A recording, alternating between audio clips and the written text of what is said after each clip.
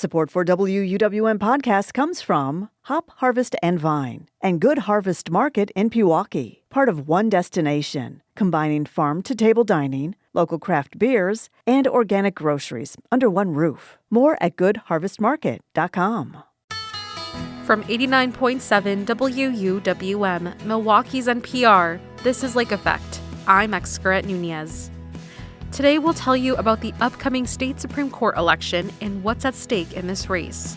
Each seat on the court is important because it's a 10-year term. So even if the balance of the court doesn't shift from one ideological side to another this year, the person who's elected could serve potentially for another 10 years. Then we'll hear from Iranian students studying at UW-Milwaukee who support the U.S.'s military actions in their home country. We're willing to pay this price, this cost, if it means we will get rid of the Islamic regime. Plus, we'll help you plan a trip to the Racine Art Museum to see the Peeps exhibition in a new Wandering Wisconsin. All that's coming up on Lake Effect.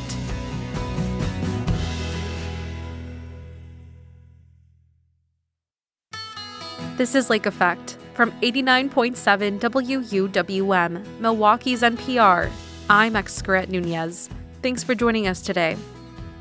Wisconsin voters will elect a new justice to the Wisconsin State Supreme Court this year. The April 7th election comes after the elections in 2023 and 2025 altered the ideological makeup of the court.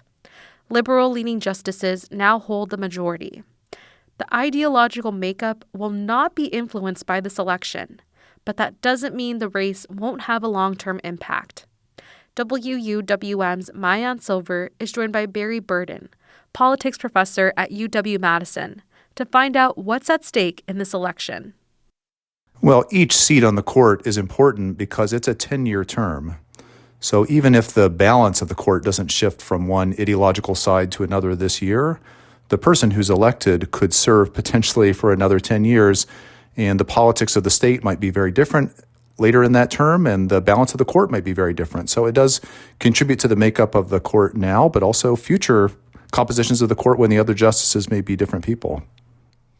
And both Taylor and Lazar are appellate court judges currently, yet the court's role is to decide significant or new legal questions rather than to take appeals on, more routine civil or criminal cases. What do we know about the candidates and their abilities to step up to this role? Well, they both look like credible candidates. They, have judicial experience and law degrees and have worked in government for a while in different roles, one in the Attorney General's office, one in the state legislature. That makes them, I think, more comparable to one another than we have seen in some other years, where sometimes there's a candidate who has a lot of experience on the bench and another who has come from some other place. So that's sort of, I think, in the minds of voters, probably a neutralizing effect. There's not really a difference between them in that. On that side of things, and probably puts more attention on their personal orientations towards politics, the kinds of things they care about, the way they think about the law, rather than just experience. Back in 2010, talking about the issues and the cases that will be coming before this court or are likely to come before the court, back in 2010, then Governor Scott Walker orchestrated a signature labor law called Act 10. It significantly curtailed the ability of public employees to form unions and collectively bargain. An appeal on that issue is expected to come before the Wisconsin Supreme Court. What's at stake here? Well, this has been such a central issue to Wisconsin politics for 15 years now, the rights of public sector workers to organize and collectively bargain for wages and other benefits. It's been a battle, and I think it's really tainted party politics in the state legislature and transformed the way politics works in Wisconsin. It's amazing that this is still being dealt with in the courts, but there is a significant case that the Supreme Court is likely to resolve fairly soon that might restore some rights to workers and undo some important parts of that act. This may not be the last word, which is another reason for voters to care about this election. But I think it's a sign of just the central importance of our state Supreme Court in wading into some of the biggest, most contentious issues that the two other branches of government aren't able to resolve on their own. And are you able to share anything you know about the candidates' views on Act 10? Well, I think it's pretty clear they differ on their views about the role of public sector unions. Lazar worked in an administration close to Scott Walker, and I think would be supportive of that kind of legislation. Neither of the candidates will state their views openly on a matter that could come before the court, but that seems likely what her orientation would be. Chris Taylor has been backed by some labor unions in this race and would probably be supportive of, personally, of seeing some parts of the act be taken down. But I think both of them would pledge to be open-minded and to hear the evidence if a case like that came before them. So neither is going to prejudge the case, and we shouldn't, expect for certain how they will come down. The justices will surprise us at times. Some of the big cases before the Wisconsin Supreme Court in recent years have involved election law. A narrowly divided court rejected President Donald Trump's lawsuit in 2020 to disqualify more than 200,000 ballots from Dane and Milwaukee counties. There's been litigation on absentee ballot drop boxes. Is there anything, do you expect anything to be waiting in the wings for the court on this topic? Well, there are two cases waiting in the wings at the moment that deal with redistricting. There are two cases asking for the 8 congressional districts to be redrawn for different legal reasons under the state constitution. Those are likely to get back to the state Supreme Court and be decided sometime soon, probably not soon enough for this year's midterm elections to be affected. But that's just, I think, one example of things that may be coming their way. It would not be surprising to see lawsuits again around absentee ballots, around voter registration, around non-citizens voting and the voter registration rolls and requirements to become registered, given the salience of that issue nationally and Republicans concerned about it. So it seems unlikely that the court's going to be able to dodge election questions. Those just keep coming their way, and we should expect them to. This is Lake Effect. You're tuned in to WUWM Radio. I'm Maayan Silver, speaking with Barry Burden, Director of the Elections Research Center and Politics Professor at UW-Madison. In 2025 also, and definitely in 2023 as well, abortion was a huge topic that was going to be coming before the state Supreme Court.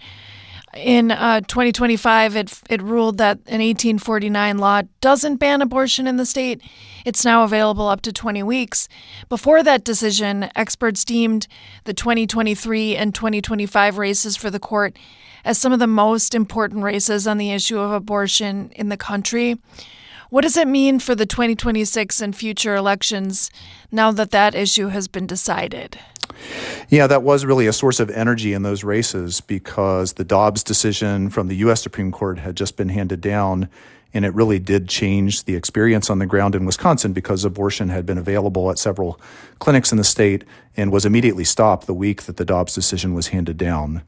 So I think it had a bite or a concreteness in Wisconsin that the decision did not have in many other states.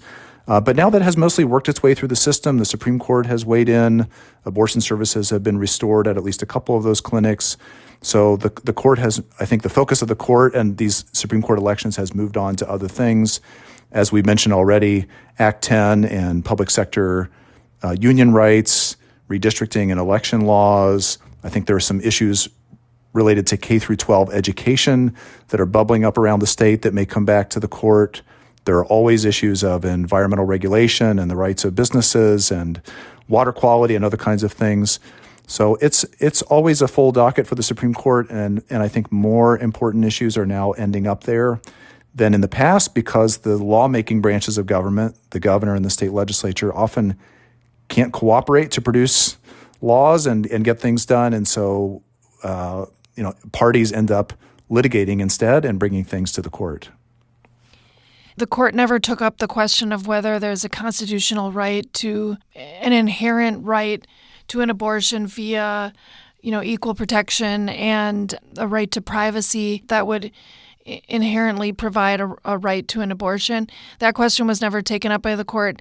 Do you anticipate that maybe that or other additional litigation on the issue of abortion could be taken up by the court in the future? There could be other cases dealing with abortion or reproductive rights in various ways. And that's another reason for voters to pay attention to this race. although conservatives are not going to take control of the court this year, it's just not mathematically possible, it is possible for the liberals to grow their majority from the current 4-3 mix to a 5-2 mix if Taylor were to beat Lazar. That might encourage litigants, groups that want to bring suits where they think where they favor a progressive answer to the question. It might encourage them to bring more cases to the court if they feel as though they've got a 5-seat majority there and even losing a justice would still let them prevail on some important cases. We might see more litigation pushing in a progressive direction with a larger progressive majority. So I think the kinds of things that precisely come up as complaints before the court depend in part on whether the liberals make a gain this year or we end up holding with the current 4-3 mix. And are you able to elaborate a little bit on the K through 12? I know there's the 400-year veto that Evers did, which would increase school funding limits for the next 400 years. What else are you watching for when it comes to K through 12 education? It seems as though there are both funding issues and some policy issues in the schools that could find their way back to the Supreme Court. There is the veto power of the governor and the funding formula for schools. There was just a case filed in Eau Claire trying to force the state legislature to provide more generous and more equitable funding to school districts around the state. That could end up being a Supreme Court case. There are a variety of lower-level disputes and cases around the state dealing with gender and trans rights in schools and what kinds of policies the schools can have in terms of students' use of pronouns and other kinds of treatments of issues in schools or in curricula. Those could end up being cases that come back to the Supreme Court. So I think there's a whole range of things related to K through 12 education that are not likely to go away. So many things that really matter to people, day-to-day lives, will end up before these justices. Barry Burton, politics professor with UW-Madison, thank you so much for speaking to me about this. Glad to be here. Thank you.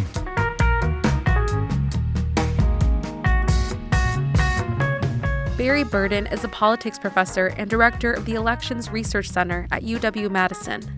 He spoke with WUWM's Maayan Silver. Later in the show, we'll take you to the Racine Art Museum in a new Wandering, Wisconsin to learn about their Peeps exhibition. But first, we'll hear from Iranian students in Milwaukee who support the U.S.'s military actions in their home country. That's coming up on Lake Effect on 89.7 WUWM.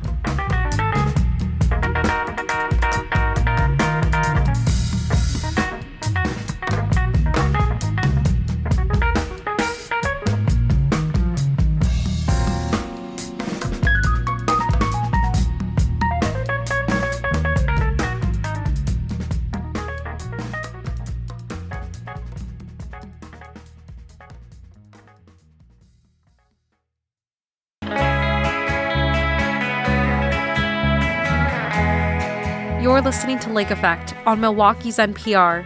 I'm Excret Nunez. The United States is at war with Iran. Oil prices have surged as commercial shipping has been targeted. The U.S. campaign of airstrikes on Iran continues with no end in sight, while Iran has named Moshtaba Khamenei to succeed his late father as supreme leader. WUWM's Maayan Silver talked with Iranian students at UW-Milwaukee about how their families are affected and why they support international intervention. My name is Zara Fakhri, and I'm one of the officers of the Iranian Association. I'm also a PhD student at Lubar Business School, doing my PhD in management science. I'm second generation, so my parents fled from Iran in 1979 after the revolution, and we have never been secure to go back to the country in the fear of execution. But we have a lot of families, and my husband's family, they're living in Iran. I have a lot of relatives, and my grandmothers, they're living there. The revolution Fakhri is speaking of was an uprising in 1979. It replaced Iran's 53-year-old monarchy with an Islamic republic led by Ayatollah Ruhollah Khomeini. Since 47 years ago, we have had a lot of uprisings, but the most recent one and the most brutal one has happened almost 2 months ago. The country was under a blackout for more than 2 weeks, and almost around 40,000 people have been slaughtered on the street. Fakhri is referring to the Iranian government's crackdown on and mass killing of its own people as they took to the streets in protest starting late last year. According to Amnesty International and many other human rights organizations, security forces fired at people, often targeting their heads and torsos. There were mass arrests, and Iranian authorities cut all internet access in an attempt to conceal their crimes. The number of dead is disputed, but estimates range from thousands to the tens of thousands that Fakhri mentioned. So after that, there have been a lot of things going on. We most of us were not able to reach out to our family and friends inside Iran, have to be our voices for them, trying to do our best to inform all the non-Iranians and everyone outside of Iran what's happening there. On February 28th, the U.S. and Israel attacked Iran, killing its supreme leader, Ayatollah Ali Khamenei. Fakhri says she supports the military action. She says the Iranian regime is more deadly than the U.S. attacks have been. We're saying that Islamic regime is more than 1,000 times worse than all the bombs that are coming to Iranian people.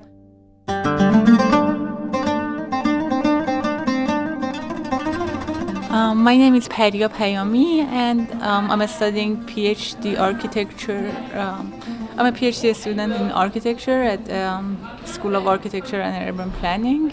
I was the officer and president of Iranian Student Association for previous years, but now I'm not a part of this, but I'm supporting him. Yes. So I was born and raised in Iran. I lived my whole life there. I came to United States 4 years ago to study for my PhD. So all my family members, all my friends, my parents, my sibling, whoever I know, extended family is in Iran.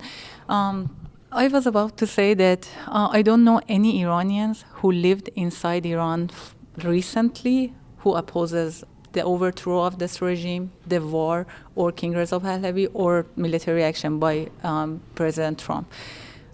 Everyone who was I had in contact with, my brother, my cousins, were asking, where is this help? Like, where is this promised help that is on the way when they are attacking? And now that they are attacking, they are all happy. They are cheering for them. Critics of the U.S. intervention in Iran say the attacks were launched without congressional approval and are against the will of a majority of Americans. CNN reports that nearly 60% of Americans disapprove of the Iran strikes, and most think a long-term conflict is likely.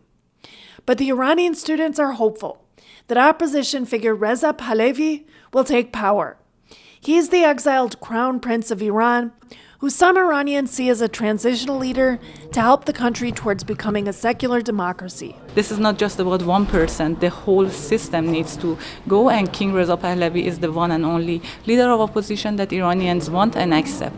Payami says people shouldn't be opposed to this operation just because it's being waged by a Republican presidential administration and Israel. People are entitled to have any opinion on their president, and that's okay. But if that becomes the whole identity and whole worldview of someone, to say whatever President Trump is going to do is going to be a failure, that's bad. Because if that mindset, if any ideology or mindset you have will make you a terrorist supporter, you need to reevaluate, revisit that decision.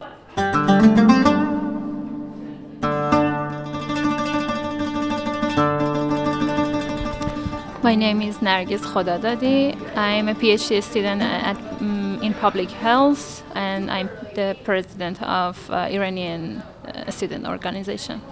I left Iran in 2024. I came here in September 2024 to start my PhD, and all of my family and my friends are living in Iran right now.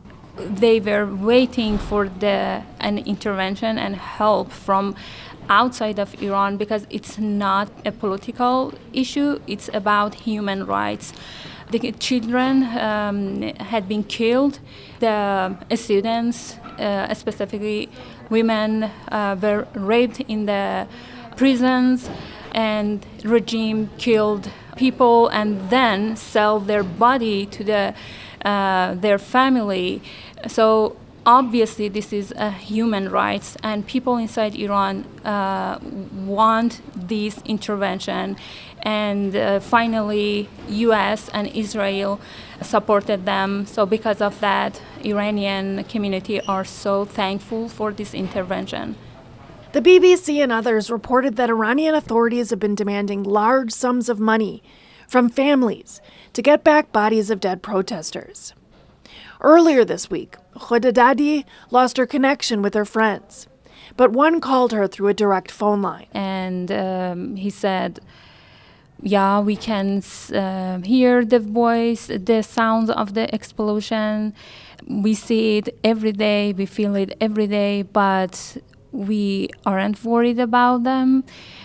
We are continuing our regular life, our routine. But yeah, we can't go, we can't go to shopping, or we can't go to restaurant. We have to stay at home. But everything is okay with us. We're willing to pay this price, this cost, if it means we will get rid of the Islamic regime. I understand that there are people around the world that they saying no war with Iran. I wanted to ask them, okay, what's your alternative? Are you caring about the human rights? If you care about them, so want the human rights for Iranian as well. Iranian themselves want to pay this cost and get rid of the Islamic regime. Ultimately, the students feel that the Iranian people and their roughly 4,000-year culture will prevail. Here's Khodadadi again. One of the things that we celebrate in Iran called Yalda, which is the first night of the winter. Since that night, the days are becoming longer and nights are becoming shorter. And we celebrate that night because this is a sign and a symbol of the light will overcome the darkness. So we value that and we celebrate that, and we hope that one day comes that the light overcome the darkness of the Islamic regime. The students say the Persian community in Milwaukee is a close one, and they have several chat groups set up on Telegram and elsewhere to support each other during these times. Maayan Silver, 89.7 WUWM, Milwaukee's NPR.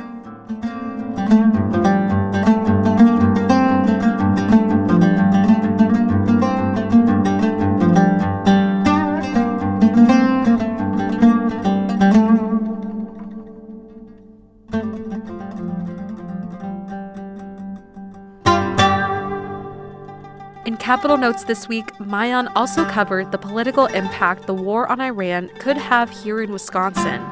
You can find that at WUWM.com or in the Capital Notes podcast feed. You can also listen to Lake Effect on demand. You can find it as a podcast wherever you like to listen, download it, and enjoy on the go. Still to come, we'll tell you about Racine Art Museum's Peeps exhibition and all the ways it celebrates that yellow marshmallow treat we see in the spring. That's next on Lake Effect on 89.7 WUWM.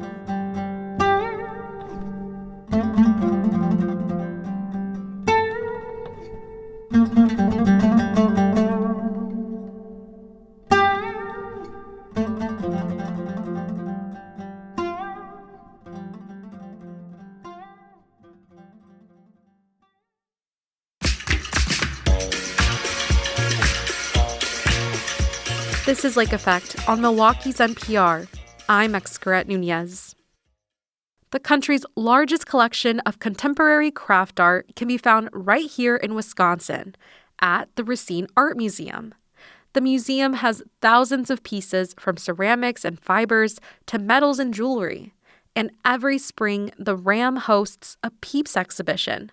Yes, that's Peeps, as in the brightly colored bird and bunny marshmallow treats you see in stores during the spring. The museum's Peeps exhibition opens next month, But for this month's Wandering Wisconsin, we'll learn all about what you can see there. Lake Effect's Becky Mortensen is joined by Tyler Potter from RAM and Amanda Weibel from Travel Wisconsin. Coming up next month, the Racine Art Museum will host the 17th annual Peeps exhibition. And before we get into all the fun and weirdness that it is, Tyler, can you just tell me how this exhibition began?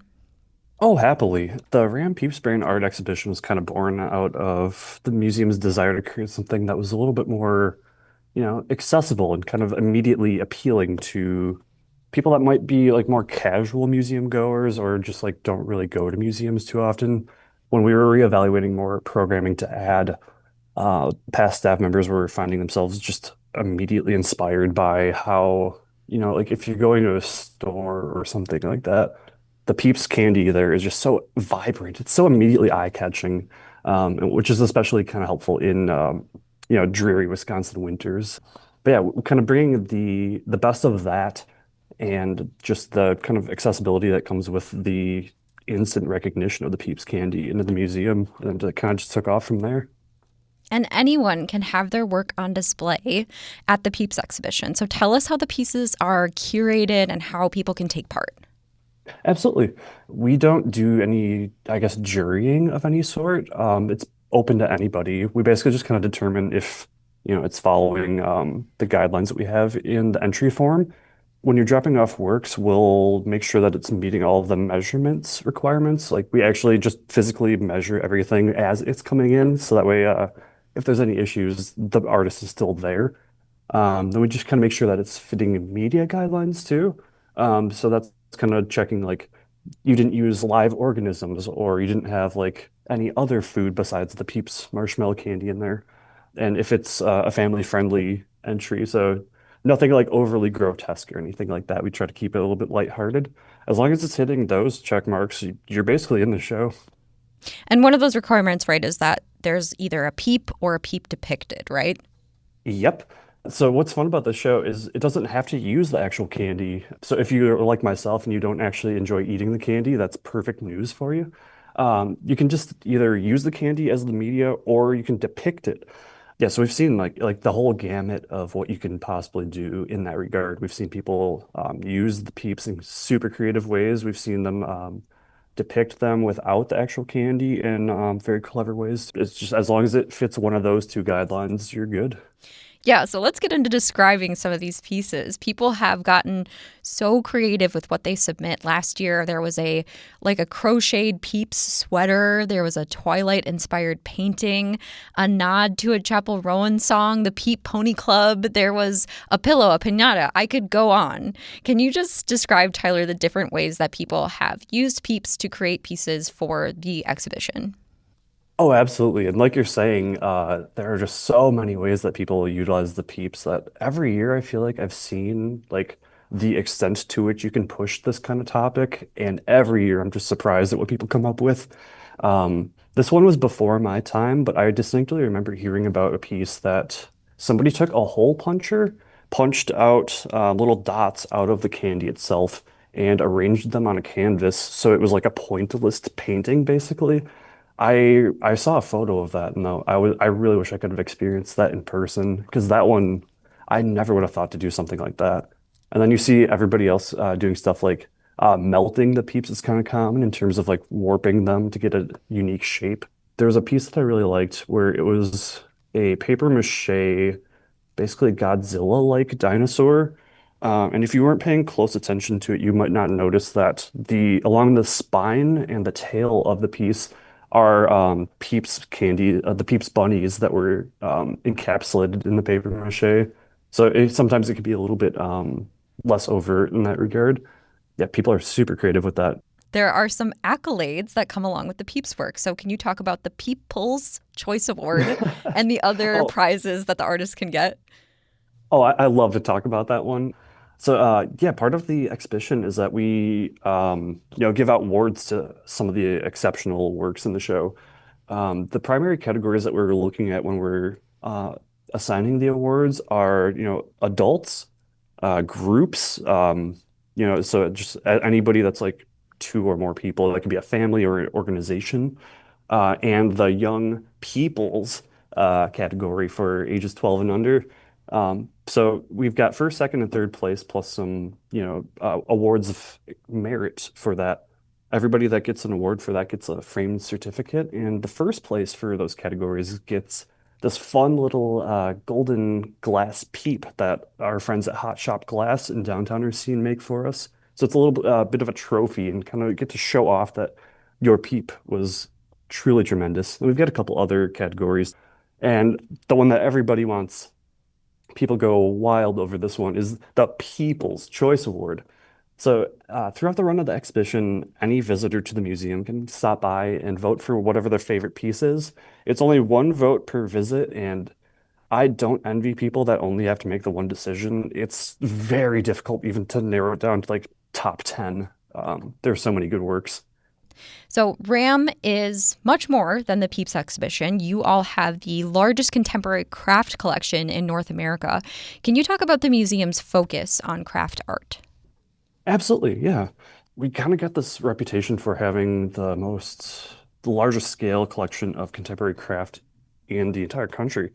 And what we mean by that when we say contemporary craft, it's usually works made by artists that are alive or at most like very recently deceased, who are primarily working in media such as glass, wood, metal, polymer, ceramic, things like that that have a focus on the handmade. A lot of works historically, when you kind of think about those in media, you just kind of think of them as like decorative, and this isn't necessarily true for every piece in our collection, but a lot of the artists whose work that we collect kind of explore concepts involving functionality and challenging those notions.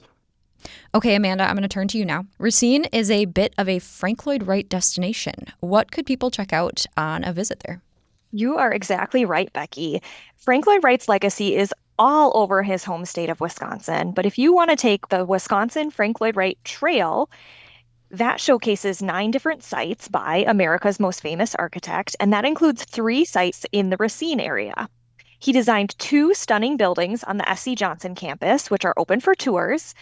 The administration building stands out for its cathedral-like great workroom and the lily pad-shaped columns holding up the ceiling. And the research tower is this wonderful structure of windows made from Pyrex tubes that just looks like it defies gravity by balancing on a cantilever.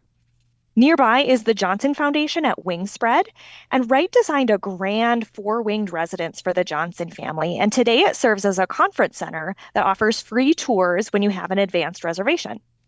For people looking for a place to stay or a nice meal, just a stone's throw away from the Racine Art Museum is the Hotel Verdant. Can you tell us about that?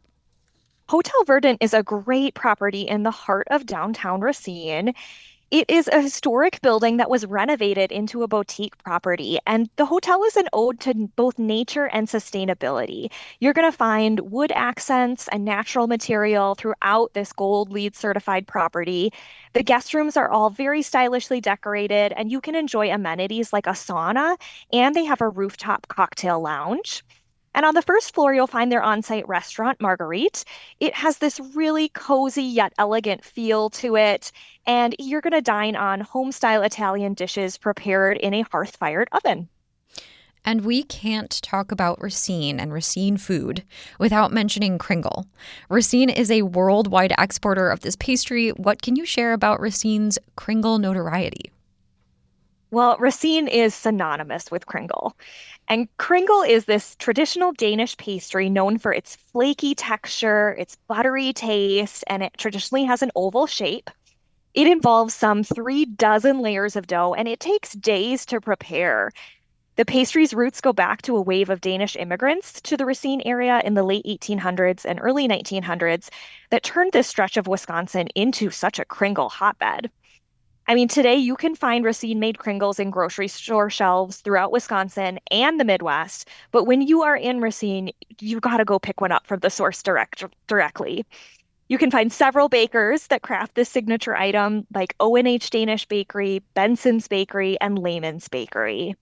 It's the perfect take-home treat after you've seen some great art and worked up a hunger. Yeah, our news director lives in Racine, and when there's Kringle in the kitchen, it's always a good day here. Okay, back to RAM and the upcoming Peeps exhibition, Tyler.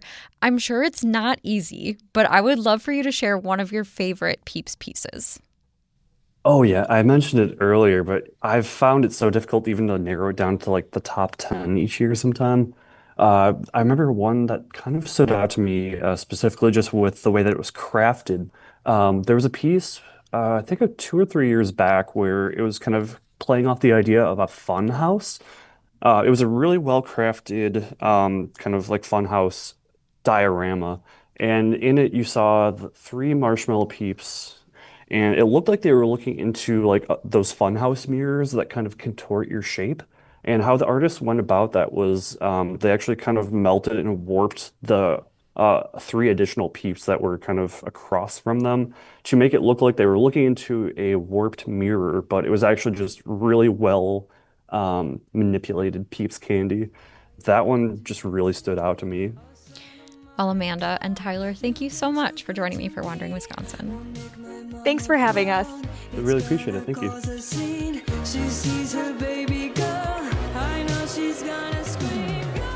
Tyler Potter is the Marketing and Communications Specialist at the Racine Art Museum.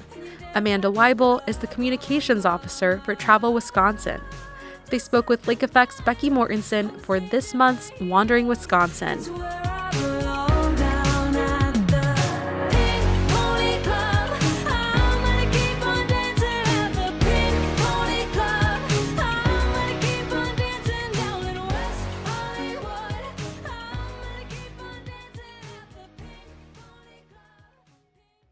The Underground Railroad was a network of people, places, and secret routes that helped enslaved people escape to freedom.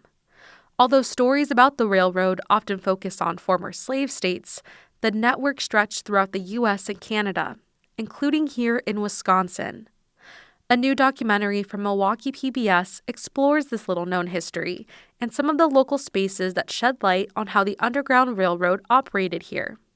The documentary is aptly titled Wisconsin's Underground Railroad.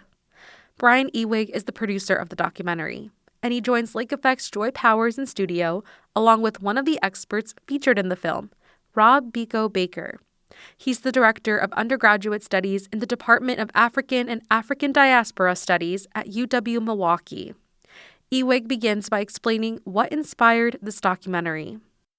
How this project started was I was working on a different project, and I was approached, and someone came up to me and said, there's this church that's down in Racine. They're finding some interesting letters and writings from their original members and some original stuff that you should take a look at. And this church is First Presbyterian Church down in Racine, founded in 1843. So we're talking before Wisconsin's even a state.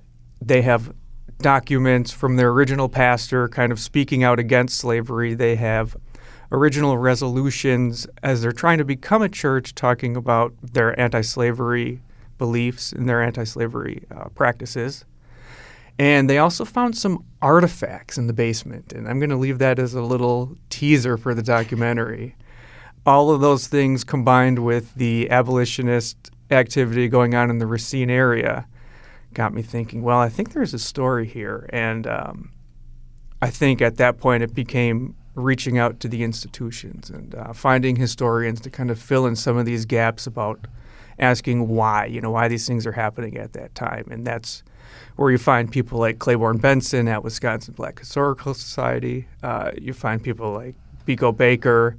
And those historians are very important to the project, to fill in, add some context to the story and fill in those gaps, because it's tough to put context to history sometimes. It's tough to not view history through a lens of today. And so that's why these historians are very important to the project. Context is part of the historian jobs, but the documentarian's job is to bring the story to life. And Brian did an amazing job. I think as someone who uses documentaries to teach Gen Zs, they have such short attention spans. And so in 30 minutes, he did an incredible job of bringing our city and state to light. So hopefully he gets some awards for this one. I really tried to, in this program, every 2, 3, 4 minutes, kind of change the story up and kind of move us somewhere else. And that's part of trying to create this story in an engaging way so that people are actually going to pay attention. Sure. Now, looking at this history, one of the questions that has often come up for me as I think about the Underground Railroad, I do have an idea of how this system connected to slave states, especially in the kind of more nearby states. But when you come to a state like Wisconsin, what did that system look like? People must have traveled quite a bit in order to get here. Yeah, I mean, it was different for everyone. And so the Underground Railroad is made up of stations, conductors, and agents. And this isn't like TikTok or social media where we all know each other. This is like an informal network where people may have never met. In the film, they tell the story of Caroline Quarles, who comes from Missouri. And there's a lot of relationship between Wisconsin and Missouri when you look at Black history. And so Brian did an excellent job of sourcing some of the family members of Caroline Quarles, who does an excellent job telling the story. Do you want to chat a little bit about that? Yeah, I'd love to. So I think one of the things that really personalizes this documentary and doesn't just make it historians telling the story and make it a little dry is the story of Kimberly Simmons. Kimberly Simmons is the great-great-great-granddaughter of Caroline Quarles. Caroline Quarles being the first freedom seeker documented to travel through the state of Wisconsin on her way to Canada. So what you have in this documentary, she's out in Detroit doing a lot of work with her Detroit River Project, and they have a lot of history with the Underground Railroad over there as well, being right across the river from Canada. And so she was kind enough to come back to Milwaukee. And so what this documentary sets up is on July 4th, 2025, Kimberly Simmons comes to Alice's Garden. Alice's Garden being the former land of Deacon Samuel Brown. And she tells her story of Caroline Quarles, who on July 4th of 1843 escapes bondage in St. Louis and makes her way up through Wisconsin, eventually to Canada. But while in Wisconsin, seeks refuge at Deacon Samuel Brown's farm for a period of time.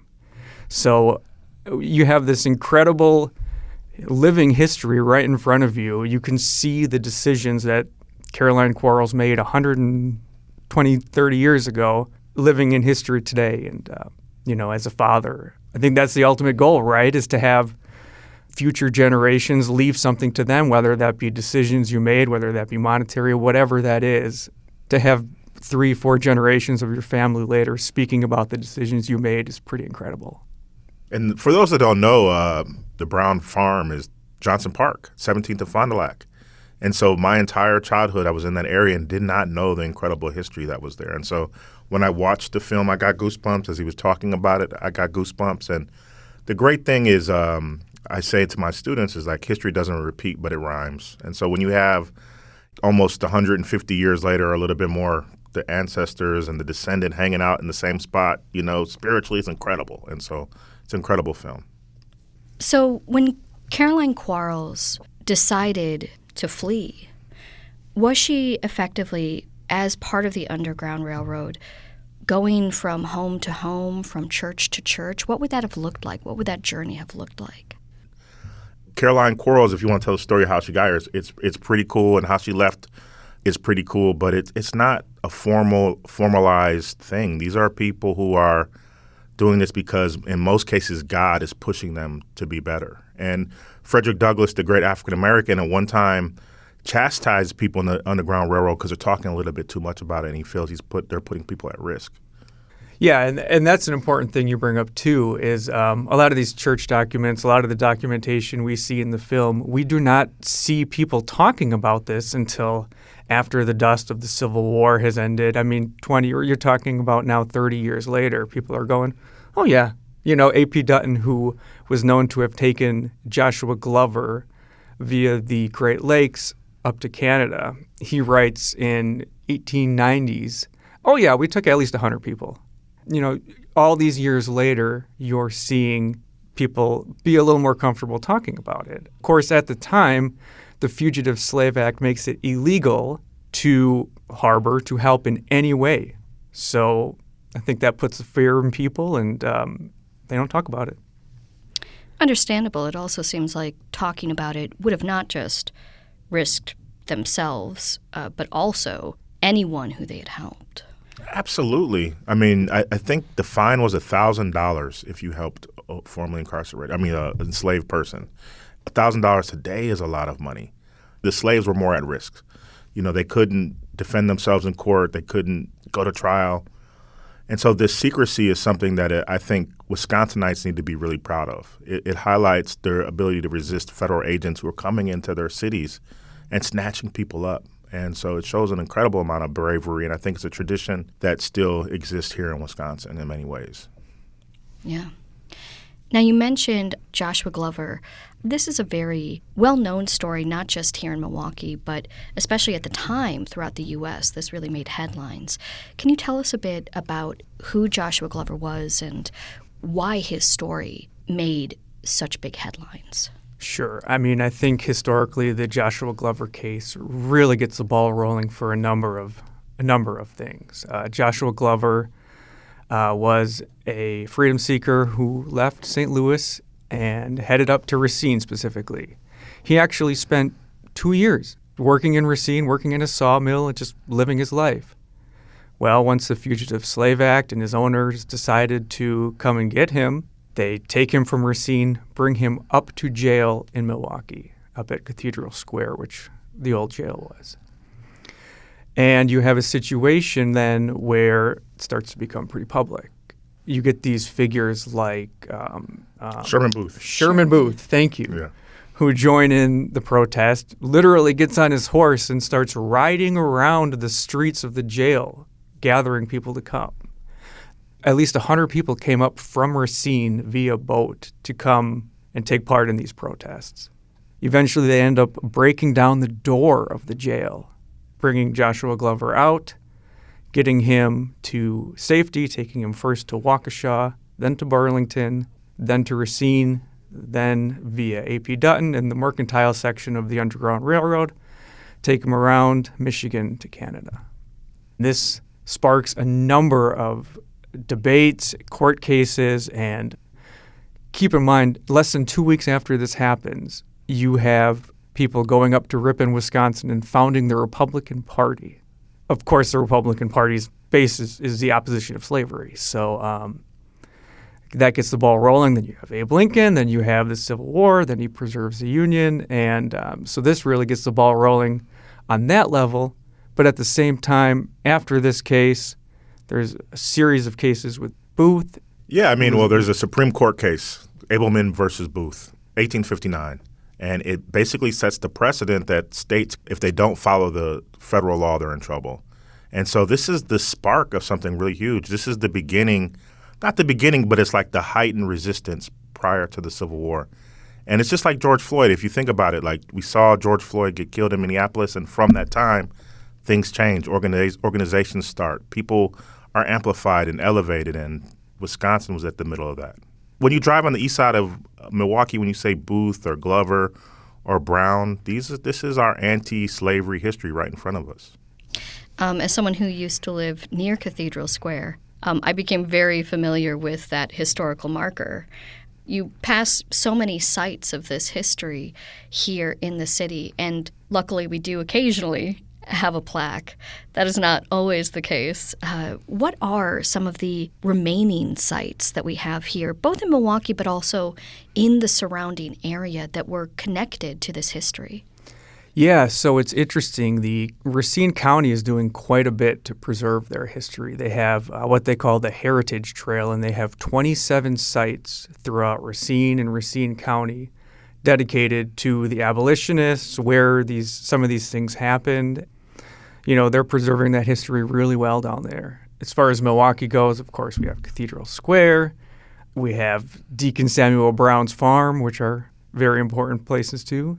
And then we have the Milton House, Goodrich and Milton. And then, yeah, I think the Racine stuff is really exciting because there's these Presbyterian churches across the state. And, sometimes in history, we try to pull the threads of history. And so my bet is the Racine case is going to open up other documents in other places because people are going to realize what they have. And so this is an incredible history. I'm sure there's more to learn. And, Brian's done a great job of opening the door for students who want to go deeper. Well, thank you both so much for joining us here on Lake Effect and sharing your work. Thank you for having us. Thank you.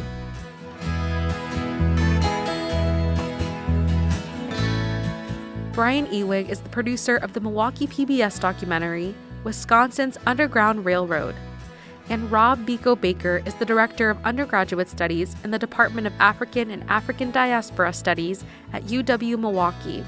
They both spoke with Lake Effect's Joy Powers.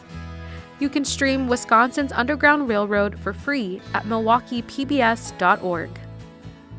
That's Lake Effect for today. I'm Excret Nunez. Audrey Nowakowski, Joy Powers, and Sam Woods join me in producing Lake Effect each week, with help from Graham Thomas. Becky Mortensen is our executive producer, and Emily Files helps edit the show. We also heard from Jimmy Gutierrez, Mayan Silver, Maria Peralta Arellano, Susan Bentz, and Taryn Powell from the WUWM news team this week. Jason Reevy is our studio engineer, and Valeria Navarro Villegas is our digital operations manager. Trevor Shep wrote our theme music. If you missed any of Lake Effect this week, you can find all of our conversations at wuwm.com. You can also follow WUWM on Instagram, where you'll find videos and pictures from news stories and Lake Effect interviews. Thanks so much for joining us today and all week long during our Yours Truly membership drive on listener-supported 89.7 WUWM, Milwaukee's NPR.